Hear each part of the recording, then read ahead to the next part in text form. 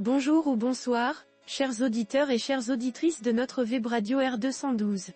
Aujourd'hui, Afid Fassifiri, en sa qualité de chroniqueur de l'ODJ, partage avec vous une analyse percutante et passionnante à travers son billet intitulé Attachez vos ceintures, le casting Trump 2 arrive.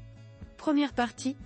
Voici ce texte, transformé en podcast audio, spécialement pour vous. Prenez le temps de plonger dans cette réflexion aussi profonde qu'alarmante. Notre journaliste ouvre son propos de la manière suivante. À 2 mois de l'investiture de Donald Trump, l'administration Biden semble avoir engagé une course contre la montre comme pour couper l'herbe sous les pieds du président élu. Une transition pacifique, vraiment? Course contre la montre. Alors, Kamala Harris et Joe Biden sont-ils de très mauvais perdants? Apparemment et malheureusement oui, car existe la menace de prison qui pèse sur Trump qui avait été déclaré coupable pour plusieurs chefs d'inculpation. En attendant, la Maison-Blanche aurait choisi de lui pourrir la vie en lui laissant quelques bombes à retardement. Ainsi, contrairement à ce qui avait été conclu lors de la récente entrevue entre le président sortant et le président élu à propos d'une transition pacifique, malgré les apparences trompeuses, un fossé sépare les démocrates et les républicains concernant la vision du monde et les intérêts stratégiques des États-Unis. Joe Biden doit certainement estimer qu'il a les mains libres jusqu'au 20 janvier, et qu'il demeure président jusqu'à l'investiture de Donald Trump. Au 1000e jour de la guerre en Ukraine, dimanche 17 novembre, on apprenait que Kiev avait l'autorisation de la Maison-Blanche pour utiliser des missiles balistiques américains de longue portée. Au même moment, Volodymyr Zelensky se disant dit favorable à des négociations avec la Russie, alors que Vladimir Poutine signait un décret élargissant les possibilités de recours à l'arme nucléaire. Une nouvelle donne qui promet d'avoir des répercussions géopolitiques à travers la planète. Notre chroniqueur approfondit sa réflexion ainsi. 1000 jours de guerre en Ukraine. Il est évident que ce coup tordu de l'administration Biden signifie que pour la Maison-Blanche la guerre d'Ukraine doit absolument continuer à n'importe quel prix, coûte que coûte, au risque de provoquer une troisième guerre mondiale. Alors qui est imprévisible et dangereux, Donald Trump ou Biden et Harris? Ayant promis lors de sa campagne électorale de mettre fin à la guerre en 24 heures, Trump risque de se retrouver avec une situation hors de contrôle. Mais en même temps, comment peut-il mettre un terme à cette guerre et priver ainsi l'industrie de l'armement américain de gros contrats?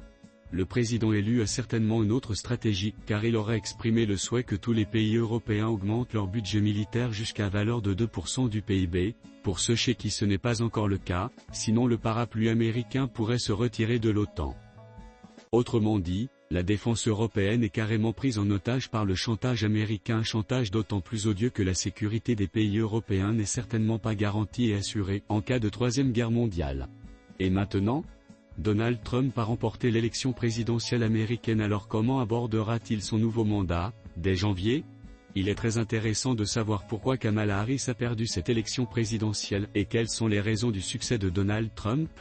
Ennemi désigné de l'establishment de Washington, diabolisé par les médias qui le décrivent comme un danger pour l'Amérique et pour la planète, Donald Trump a profité des faiblesses du camp démocrate dont les élites sont déconnectées et qui malgré l'embellie de l'économie américaine sous Biden ont abandonné beaucoup trop d'Américains moyens dans plusieurs États.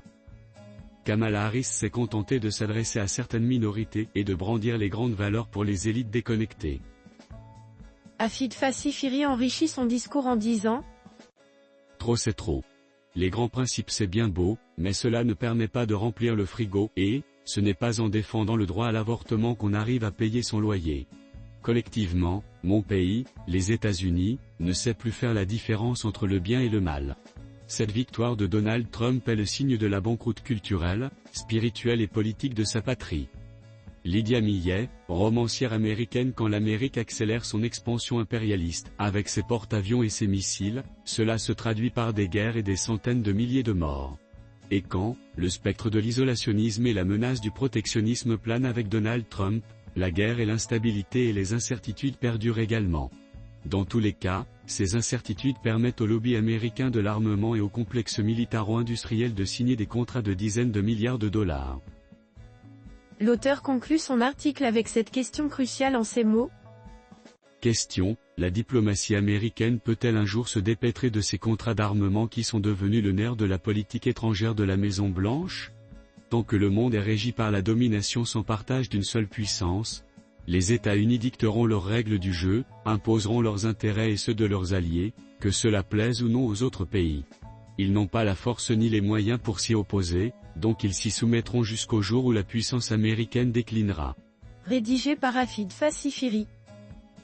Merci, chers auditeurs, d'avoir écouté cette analyse percutante. Votre présence et votre intérêt pour ces sujets sont essentiels pour alimenter le débat et éveiller les consciences. À très bientôt sur R212, pour de nouvelles réflexions enrichissantes. Avec toute notre gratitude, l'équipe de votre Web Radio.